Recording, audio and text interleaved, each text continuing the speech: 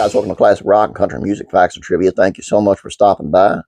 Today's video is on songs that were written for their bandmates. So whoever wrote the song, they wrote it for their bandmate. It's pretty neat, and there's a bunch of them, but I kind of narrowed it down to the cream of the crop, ones I think is the good ones anyway. So let's take a look. And I'm probably not going to surprise you by this, but we're going to start with the Beatles. Not Guilty from the Anthology 3 in 1996. Early on in the Beatles' career, George Harrison earned himself the nickname of the Quiet One, but that simply wasn't as accurate as many fans were led to believe. He actually had no problem expressing his opinion, especially towards the end of the Fab Four's time together. In +68, he wrote a song called Not Guilty that was inspired by the band's public and certainly embarrassing falling out, and with Maruhashi. Plus the launch of Apple Corps. I won't upset the apple cart, Harrison sings, but the song went unreleased until Harrison finally included it on his '79 self-titled solo LP, and it appeared again on the '96 Anthology 3. Buffalo Springfield, A Child's Claim to Fame, from Buffalo Springfield again, 1967. It took nearly 50 years for Neil Young to figure out that the Buffalo Springfield's A Child Claim to Fame, penned by Richie Furay, was about him. We did A Child's Claim to Fame on the reunion tour in 2011 for a Once Told Uncut. We were playing Santa Barbara. There are 5,000 people out there. And Neil stops. Hold up, he says. Richie, did you write this song about me?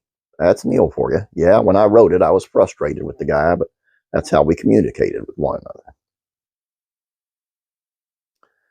And David Lee Roth, Somewhere Over the Rainbow Bar and Grill. Yes, David Lee Roth noted upon its 2020 release that Somewhere Over the Rainbow Bar and Grill was a tribute to the late Eddie Van Halen. But in a broader sense, the song recounts Van Halen's early days and how meaningful those memories with his former bandmates are to Roth. I never knew me a better time, he sings, and I guess I never will. Then we go to Fleetwood Mac, Go Your Way, Go Your Own Way, from Rumors from '77. There was an award for a rock album with the most songs written about the band's own interpersonal problems. It would likely be given to Fleetwood Mac's Rumors. There's a number of songs penned by Lindsey Buckingham and Stevie Nicks' Breakup, Secondhand News, Go Your Own Way, and Dream, each with their own touch of bitterness mixed with longing. And George Harrison, Sue Me, Sue You Blues, from Living in the Material World in '73, like Fleetwood Mac above. What I just said, George Harrison did not stop at one song about his bandmates. Perhaps the most pointed one arrived in '73, Sue Me, Sue You Blues, which was inspired by the ongoing legal issues plaguing the former Beatles at the time, including Paul McCartney's lawsuit against Apple Corps. A reality Harrison has clearly tired of being involved in. Years later, in 1988, Harrison took another retrospective look at things when we was Fab.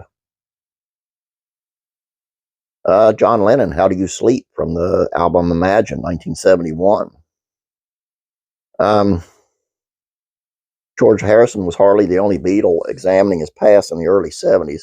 John Lennon left little to the imagination with How Do You Sleep, a song that took direct aim at McCartney.